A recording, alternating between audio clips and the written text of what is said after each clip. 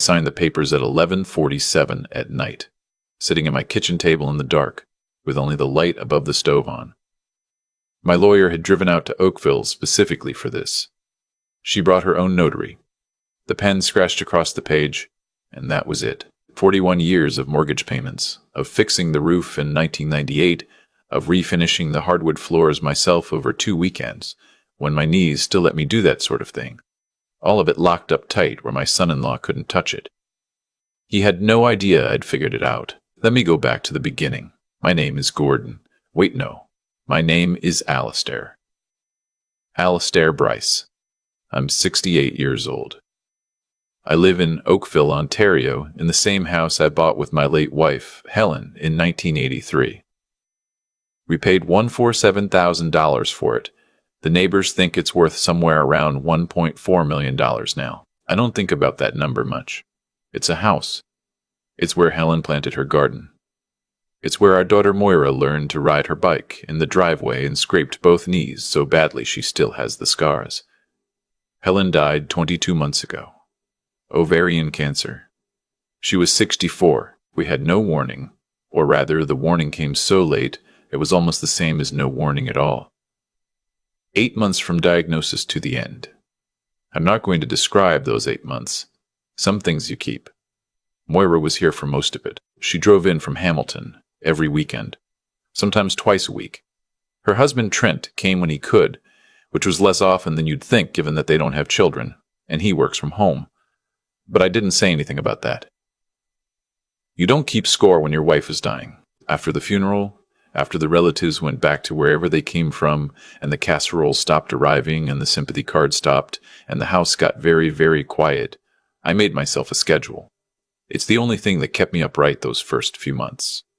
Coffee at 6:30, walk along the lakefront path by 8, grocery shopping on Wednesdays. My friend Desmond, who I've known since we worked together at the steel company in the 90s, we started having lunch every Thursday at a diner on Lakeshore. It was something to look forward to. Moira called every Sunday evening. We taught for an hour, sometimes more. She'd tell me about work. She manages a dental office in Hamilton, and about the renovations she and Trent were doing on their house. And she'd ask about whether I was eating properly, whether I'd been out, whether I'd called Dr. Mehta about my blood pressure. For about 14 months, this was my life, and it was enough.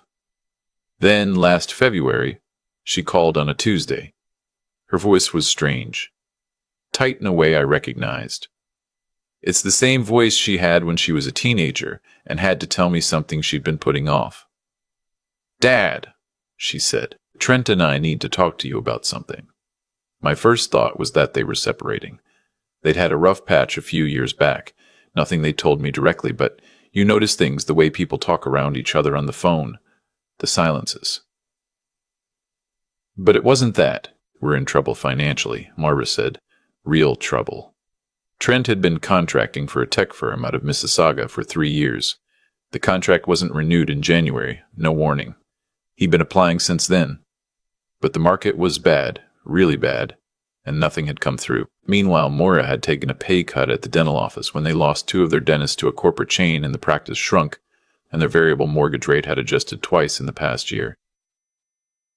"How much are we talking?" I asked. There was a pause. "It's not just money, Dad." She explained it carefully, the way you explain something when you've practiced it.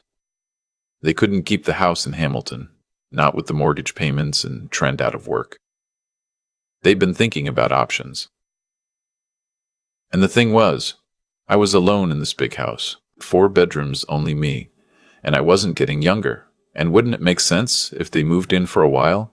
Help with expenses, help around the house. Trent could fix the things that needed fixing, and I wouldn't be alone. I sat there with the phone pressed to my ear, and I thought about how quiet Sunday afternoons were. "Let me think about it," I said. I thought about it for a week. I called Desmond and had lunch twice that week instead of once. I didn't tell him what I was considering. I just wanted to be around someone who knew me well. In the end, I said yes. They moved in the first weekend of March. The first few weeks were fine. More than fine, honestly. Moira cooked on weeknights. The house smelled like food again. I could hear someone else moving around upstairs, and I hadn't realized how much I'd missed that. Just the sound of another person in the house. Trent was helpful enough in a general way. He fixed the gate latch that had been sticking, set up a new router so the internet worked in the back of the house. He's tall and broad, one of those men who takes up a lot of space in a room and seems to know it. Small things started bothering me maybe 6 weeks in. I noticed that the mail was often already opened on the front table when I got to it in the morning.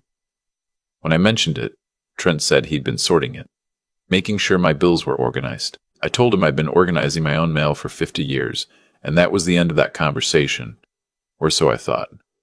I noticed Moira asking about my RSP twice in 1 week. Casual questions slipped into other conversations. How much was in it? Whether I'd looked at it lately? Whether I'd thought about what I'd do with it eventually? I noticed Trent spending time in my office, not doing anything obvious, just often seeming to be in there when I'd walk past. He said he used it to take work calls because the reception was better near the window. The window in my office faces the side of the neighbor's house. There's nothing special about the reception there. I noticed Moira stopping conversations when I came into the kitchen. Not every time, but enough times that I started noticing the silence before she continued. I told myself I was being suspicious, that they were stressed, that financial pressure does things to people, that Moira was my daughter and I knew her. I knew her. The thing that changed everything was a Thursday. I'd come back from lunch with Desmond earlier than usual because he had a physiotherapy appointment. I let myself in through the side door and Trent didn't hear me. He was on the phone in the kitchen, standing at the counter with his back to the hallway. Just needs to understand it's the simplest way to do it, he was saying. A joint account would be the first step. Once his name's on it with mine, I can manage things from there. He's been agreeable. He's not the type to make a fuss. He laughed. Whoever was on the other end of the phone said something. The house is the main thing, Trent said. Everything else is secondary. I stood in the hallway for a moment. Then I went back out the side door as quietly as I'd come in. I sat in my car in the driveway for 20 minutes. I called my lawyer from the car. Her name is Suzanne Bakshi, and she had handled Helen's estate and our wills, and I trusted her the way you trust someone who's been professionally honest with you for 15 years. I didn't go back inside until I'd spoken to her. She told me to come to her office the next morning and not to say anything in the meantime about anything financial, not to agree to anything, not to sign anything. And Alistair, she said, write down what you just told me. Exact words as close as you can remember. Tonight. I wrote it down. Suzanne's office is on Trafalgar Road, above a dry cleaner. She was waiting for me when I arrived, and she closed the door and let me talk. When I was done, she was quiet for a moment. Has Moira seemed different to you? She asked. Not Trent. Moira. I didn't answer right away. The honest answer was complicated. She seemed worried, I said. She's been worried since they moved in. But not about the same things she used to worry about. Suzanne nodded. She told me a few things about Ontario state law. She explained what a joint account actually means legally, that the other person has full access and full legal claim to those funds, not merely signing access in an emergency. She explained that a continuing power of attorney for property in Ontario grants sweeping authority and can be obtained under conditions that are difficult to challenge later, if not properly witnessed. She told me she'd seen families in situations like this one, and that the progression tends to follow a pattern. I asked her what I should do. We're going to protect your assets properly, she said. A real estate lawyer I trust, new documents, a proper inter vivos trust where you maintain full control. We'll put the house in a structure Trent can't touch regardless of what else happens. And there's someone I want you to speak with. A man named Clive Worthington. He consults on elder financial exploitation cases. He works with the OPP and the seniors abuse line. I told her that felt extreme. It probably is extreme, she said. I hope it is. But Alistair, what you heard in that kitchen is not nothing. Describing you as not the type to make a fuss. Talking about the house as the main thing. That's a man who's made a plan. The question is how far along the plan is. I met Clive the following Monday at a coffee shop on Spears Road. He was in his late 50s. Retired OPP, patient in the way that only certain kinds of experienced people are patient. He let me talk for a long time without interrupting. Afterward, he said, "Tell me about Desmond, my friend. You mentioned Trent's made comments about him." I had mentioned it almost in passing. A few times, Trent had said things about Desmond. That he seemed like a lonely guy who talked a lot. That he was probably not great for my blood pressure. That old friendships could be draining. Nothing you could point to. The kind of thing that slides past you, unless you're looking for it. Classic soft isolation, Clive said. Subtle enough that you don't notice it as a pattern. Significant enough that it has an effect. How often are you seeing Desmond these days compared to when Moira and Trent first moved in? I counted. It had gone from weekly to every other week. There had been 2 Thursdays in a row where something came up. "Let me ask you something directly," Clive said. "Do you feel like you can make decisions freely in your own home right now?" I sat there with my coffee and I thought about it honestly. "Less than I used to," I said. Clive outlined what he wanted to do. He wanted to place 2 small audio recording devices in the house. Under Ontario law, one-party consent applies to private conversations. Since I lived there and consented, the recordings would be legal. He also wanted me to keep a written log, daily, of any conversations or incidents that seemed relevant. Dates, times, exact words where possible. "And don't change anything," he said. "Don't act differently. Don't confront anyone. Don't mention Suzanne. Just watch." For 3 weeks, I watched. I came home from the lakefront walk one morning, and I made myself a coffee, and I sat at the kitchen table, and I read the paper, and I was as ordinary as I've ever been in my life. And that evening, from the small device Clive had placed behind a bookshelf in the living room, we recovered 47 minutes of conversation between Moira and Trent. I listened to those recordings, sitting in Clive's car in the parking lot of a Canadian Tire in Mississauga on a rainy Thursday afternoon. Clive played them on a laptop. He'd made written notes alongside the timestamps. The first thing that hit me was Moira's voice. It was still her voice. That's what I wasn't prepared for. It was my daughter's voice, the same voice that called me every Sunday, and she was talking about the assessed value of the house and whether the market would hold through autumn. Trent did most of the talking. He had a plan, and it had steps. The first step was getting me added to a joint checking account at the bank, or rather, getting himself added to my account, which he intended to frame as a safety measure. He had already spoken to someone at a branch. He'd mentioned to the person that his father-in-law was getting on in years and sometimes confused about finances. That last part landed like something cold on the back of my neck. I was not confused about my finances. I have never been confused about my finances. The second step in Trent's plan involved a financial advisor he knew who apparently specialized in helping families restructure assets when an elderly parent was involved. The framing throughout the recording was always about helping me, protecting me, doing what responsible family members do. But the beneficiary of every plan they discussed was not me. Moira said at one point quietly, "What if he doesn't go along with it?" Trent said, "He'll go along with it. He wants to believe we're here to help. People want to believe that about their kids. He's already halfway convinced himself everything is fine." Moira didn't say anything after that for a while. I listened to that, and I looked out the rain-streaked window of Clive's car at the parking lot. And I thought about a Saturday afternoon in 1991 when Moira was 7 years old and she came into the kitchen crying because she'd broken her friend's toy and didn't know how to tell her. And Helen and I sat with her at the table and talked through what she should do. And she cried. And then she nodded and she went and told her friend and came home lighter. I raised her. I was there for that. I said to Clive, "Is there any chance I'm misreading this?" He said very gently, "No." We recorded for 3 more weeks. By the end, Clive and Suzanne between them had documentation of a clear and consistent pattern. Trent's conversations with a financial advisor about consolidating my assets under a power of attorney. Moira's conversation with her cousin about the situation with Dad and how they expected it to be resolved by the end of the year. Trent's second call, this time recorded, where he described me as cooperative and said the groundwork was almost done. There was a conversation 11 days before the end, where Trent told Moira that once the house was transferred into a joint ownership structure, he'd already had a lawyer sketch out. They could list it within 6 months. He'd already spoken to an agent. He thought they could get $1.35 million in the current market. He had a number in mind for what they'd put me in, a retirement residence in Burlington. A decent one, nothing embarrassing, around $4,200 a month. Moira said, he's going to be devastated. Trent said, he'll adjust. It'll be a relief for him, honestly. He's rattling around in that house alone. This is practical.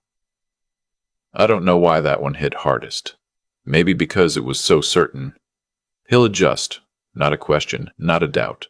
He'll adjust. The way you talk about moving furniture. Suzanne and Clive and I met 3 times in the final 2 weeks to plan.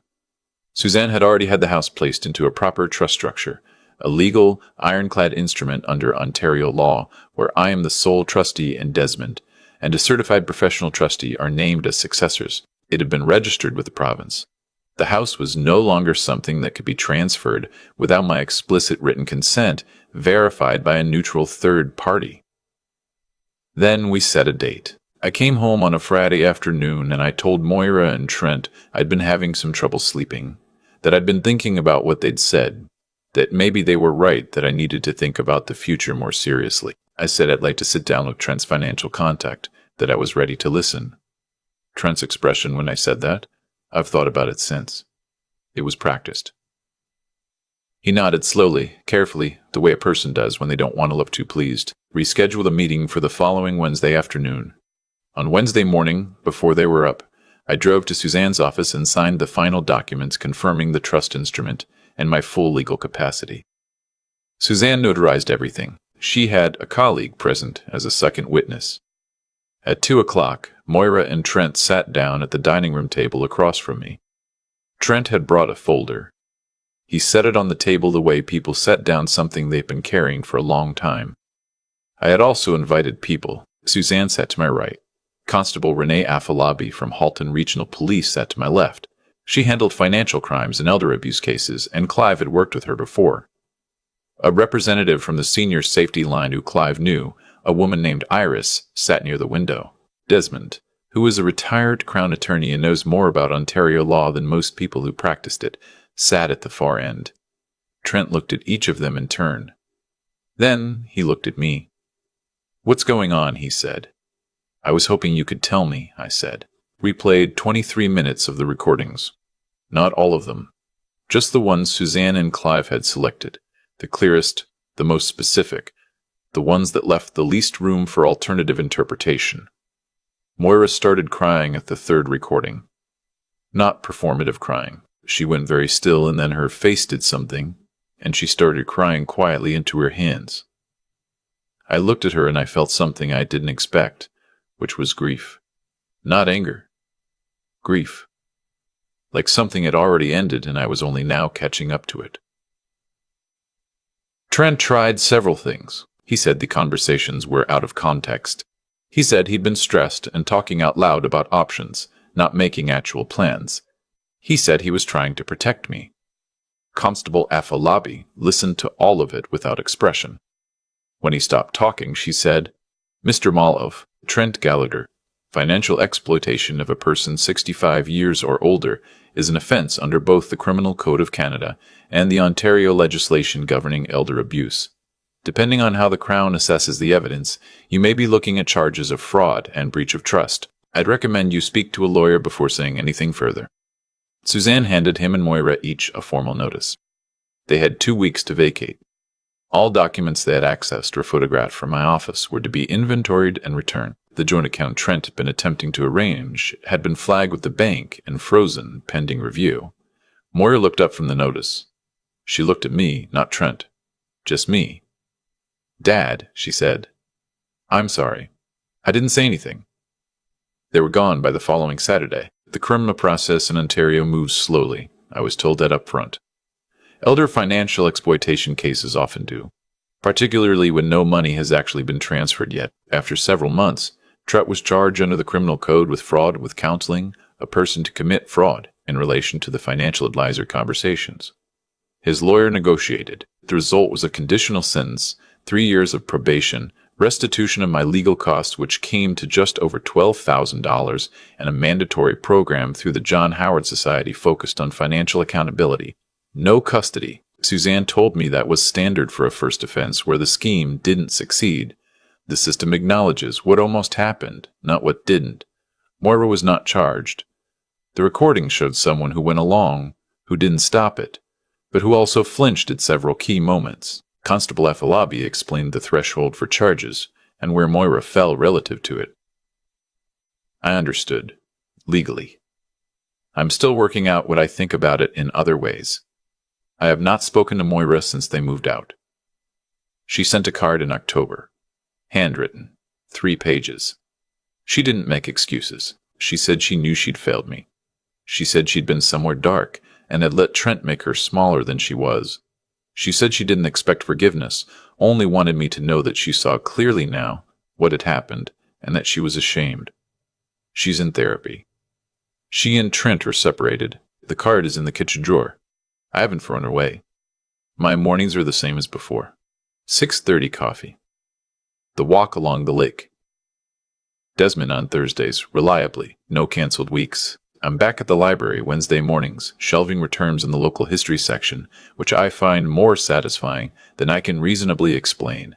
The house is quiet, the way it was quiet before, except now the quiet feels different. Before it was a quiet that had a hole in it, the shape of Helen, the shape of all the sounds that used to be in the house and weren't anymore. This quiet is complete. Everything in it belongs to me. I'm 68 years old. The house is in a trust. The papers are signed. Desmond and a licensed trustee in Toronto are the successors, and there are more legal obstacles between my assets and anyone with bad intentions than most people will encounter in a lifetime of financial planning. Suzanne spent 3 months making sure of it. My son-in-law thought I didn't understand what was happening. He thought I was a man who wanted to believe things were fine and could be managed because of that. He thought the house was close enough to his that he could simply wait. He was wrong on all of it. I sit on the back porch now in the evenings when the weather allows it. Helen's garden has got away from me somewhat. I won't pretend otherwise. The hostas are fine, but the roses need attention. I haven't had the heart to give them yet. Maybe in the spring. There's a bench she picked out at a shop in Niagara-on-the-Lake years before she got sick. Teak, very solid, and I sit on it, and I drink my tea, and I watch the yard go dark, and I think about what it means to protect something. The house is mine. It was always mine. The difference is that now no one can argue with the paperwork. If you're watching this and something in it felt familiar, not in a general way, in a specific way, in the way where you recognized a voice or a conversation or a particular kind of silence, then please hear this. What you're feeling is probably right. People who love you do not describe you as cooperative. People who are helping you do not calculate what they'll get when you're gone. Trust your instincts. They exist for a reason. Get a lawyer who works for you, only you, not the family, not the situation. You. Talk to someone outside the house. Document what you're seeing. Do it before you need to. I wish I'd moved faster. I was lucky the plan hadn't gone further before I heard what I heard. Not everyone is that lucky. I protected myself. I did what I had to do. And I would do it again. Some things you don't compromise on. Your home is one of them. Your sense of yourself. Who you are, what you built, what you're worth. That's another. No one gets to decide that for you. Not for money, not for anything. I'm still here. It cost me something I haven't finished grieving, but I'm still here. I've had a lot of time to think about cause and effect since all of this ended. Not in any mystical sense. Just the plain, ordinary way that choices accumulate into consequences, the way water finds the lowest point, eventually no matter what's in the way. Trent made a series of choices, each one small enough on its own to seem reasonable. Move in to help. Ask questions about finances. Frame every conversation around concern. Position himself as the responsible one, the practical one, the one who was simply doing what needed doing. Each individual step was defensible. Taken together, they formed something else entirely, and the thing about patterns is that they don't care whether you name them out loud. They exist regardless. What I keep coming back to is this. He chose to treat me as a problem to be managed rather than a person to be respected. That choice had a logic to it, and the logic ran all the way to its conclusion. It just didn't run the direction he expected. Because I made choices too. I chose to listen to the discomfort I felt. Instead of talking myself out of it, I chose to call Suzanne from a parking lot rather than go back inside and pretend I hadn't heard what I heard. I chose to sit across from Clive and be honest about how much my own instincts had already been telling me. Those choices also accumulated. They also found their conclusion. I don't think what happened to Trent was punishment in any designed sense. I think it was outcome. He built a structure on the assumption that I was passive, credulous, and desperate for connection. When that assumption turned out to be wrong, the structure had nothing to stand on. That's not justice from the outside. That's just what happens when a plan meets reality. The harder thing is Moira. I raised her to be honest. I sat with her at a kitchen table when she was 7 and talked her through why telling the truth, even when it was embarrassing, was the only way through. She knew that. And she still went along with something she knew was wrong for long enough that it mattered. That's not Trent's doing entirely. She made her own choices. What I've had to accept is that love, real love, doesn't exempt people from their own failures. I loved her through all of it. I still do, in whatever complicated form that takes now. But love isn't the same as trust, and trust has to be rebuilt from something actual, not from sentiment. The 3 things that carried me through this were simple enough that they almost sound inadequate when I say them out loud. I paid attention. I asked for help from people who weren't emotionally involved. And I acted before I was certain, because waiting for certainty would have been waiting too long. That's the whole of it, really. Not cleverness. Not luck, though. There was some of that. Just the willingness to take seriously what I was seeing and to do something about it before it was too late. The house is still here. Helen's bench is still in the garden. The paperwork is in order.